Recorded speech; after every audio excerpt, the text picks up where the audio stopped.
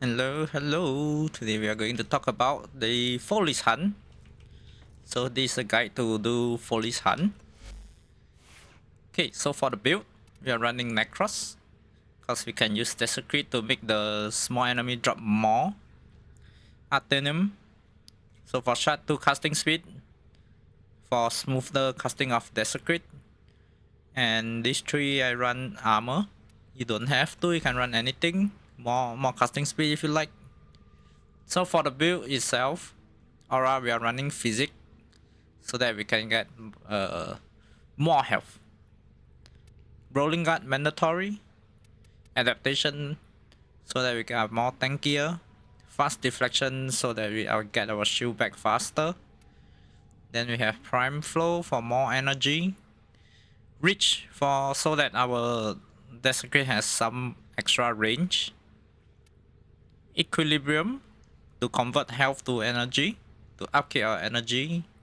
Cause as you know, Follie's Hunt, your energy always get sucked away. Transistent Fortitude, not really needed. Cause we are not going to armor strip anything. Display Augment is needed so that you don't burn your energy. Instead you use your health. So for Arcane we are running Arcane Barrier and Arcane Guardian. So for school, for the weapon that we bring, as you can see, no primary, no secondary. We don't need those. All we need is Sampos. Why is Sampos? Because of the unique trait of the 8 explosion in a 40-meter line. This will activate in any range of heavy slam. So it doesn't matter what your build is here. As long as you can heavy slam, you can use this. Okay, next is the focus school that we are going. First, we are using Unairu focus school. Why Unairu? Is because first of all, it has stone skin. It makes your operator and warframe tankier. Second and most important one is the poise. So you gain immunity to slow, stagger, and knockback effect for operator. So the moment you grab the pain, you turn into operator mode. As well as for M, we are running 547, 147, or 747. Important one is the 4. For the primary fire, it doesn't matter. Secondary fire is what we care here. So we are running 4 for the bouncing glaive, and 7 for, of course, crit. So for if you have Gorgon unlock, so these are the mods that I'm using.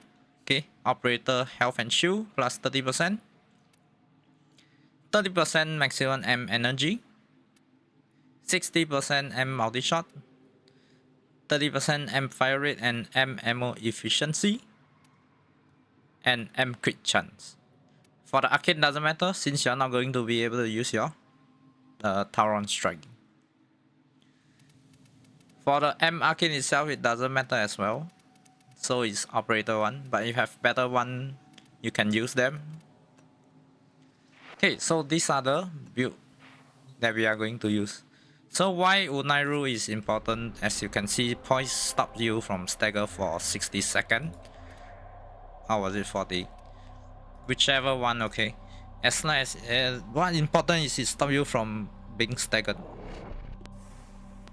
As you know, the secondary fire for the M, it will bounce back and stagger you. So that's why we are running poise. Because for Follie's Hunt, the whole arena is very small, and it's pretty much impossible to avoid the glaive stagger. So typically how I start is I'll find C first. For event I'll pick up the Nightmare Terrors. So for normal run, after finding C, I'll go up and do B. But for event I'll find all the Nightmare Terrors first. Lucky, everything is here nicely packed. Okay, next we'll go up. Okay, there's a pain here. We'll check for B, no B. So once you cross this line, if B is here, B will spawn. So B is not here, so we can start taking pain. Why we only take pain on top is because once you take the pain, as you can see, monsters start spawning. And what you want to do is use your secondary fire to kill them along the way to find B. But do take note of your poise. Once your poise run out, stop firing your secondary shot. If not, you'll stagger yourself a lot. So only putting in one pain, the Athenium balloon will start spawning. So why we run Stampos is one, you can CC the enemy. And next, because it has a very wide explosive range, you can just break the balloon easily like so. As you can see, I do not have max jump range, and I'm doing the shockwave. There's no sense in hiding anything away. I believe you can use XR as well, 10 XR. So along the way, I'll typically fire my blade so that enemy die and they have the chance to drop the Athenium. That was from balloon. The enemy when die, they have a chance to drop like one only. So B is done. I'll look for the pin for A. So A will spawn either at the bottom here, which mine is, in the middle over here, or at the top over here. So I'll look for pin. Okay, I found two. I'll grab the pin and go give one to A.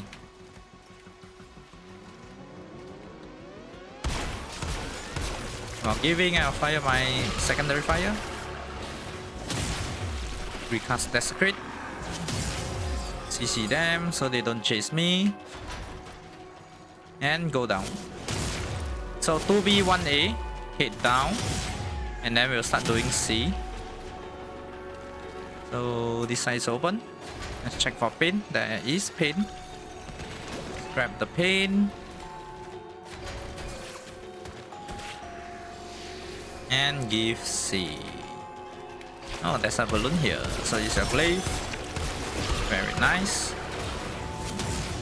Got 10 from that. Nothing is coming to hurt you. Oh, there's a balloon that I missed here.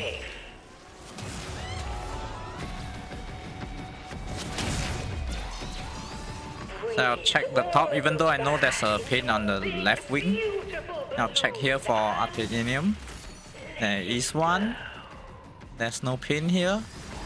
So I'll go to the last known location of the pin for C.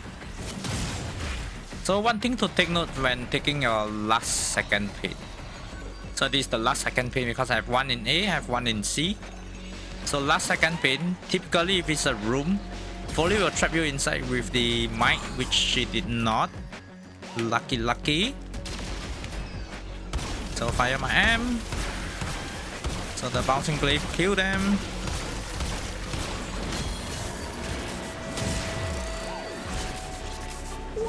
Drop more Athenium, please. By painting, we grow closer to your truth.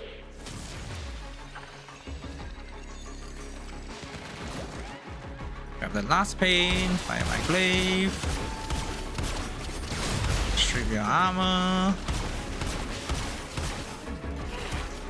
Ooh, oh, god damn it. Chill too much.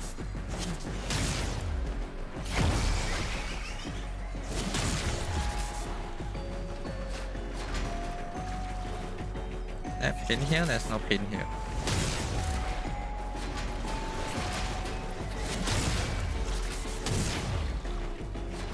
No pin. So you can see if you die as operator while having the pin, you will lose it.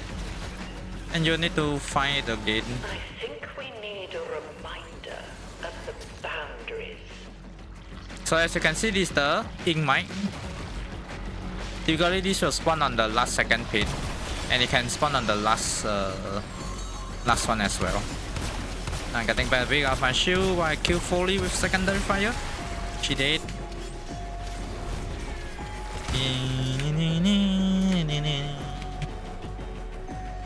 Fire M. Now the last spin goes in. Once it's done, once it's done, switch back and pray for drop. No drop. Yes, you'd better rest. So as the game ends, when the monster auto die, they have a chance to drop the Athenium as well. As you can see from this run, I've gotten 91 total Athenium. So typically you get around the range of 80 to 86. 91 is considered on the high end side. And you should have 13 Nightmare Tatters if you're running on the Steel Puff. So once again, the build for Necros: 2 casting speed, 3 armor.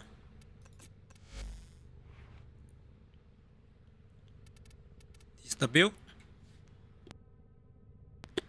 Basically make your Necros as tanky as you can. With physics, rolling guard, adaptation. Rolling guard is very important because as you can see the monster will group you.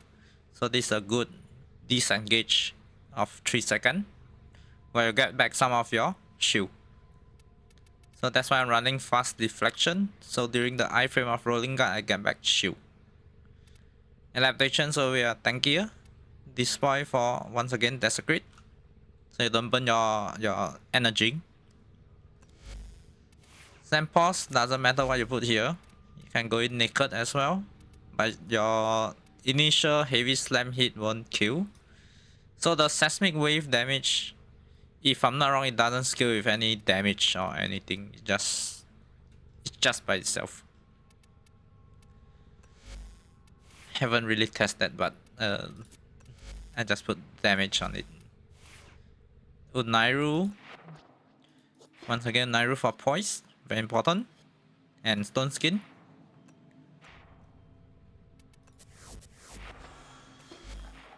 If you have the weapon unlocked, these are the mod. Health. 30% health, 30% maximum M energy, 60% M multi-shot, M fire rate and M ammo efficiency, and M crit chance. This doesn't matter because you are not going to activate your Tauron strike. And for M we are running 147, 547 or 747. Alright, I hope you enjoy this one. I'll see you guys on the next one. Bye bye.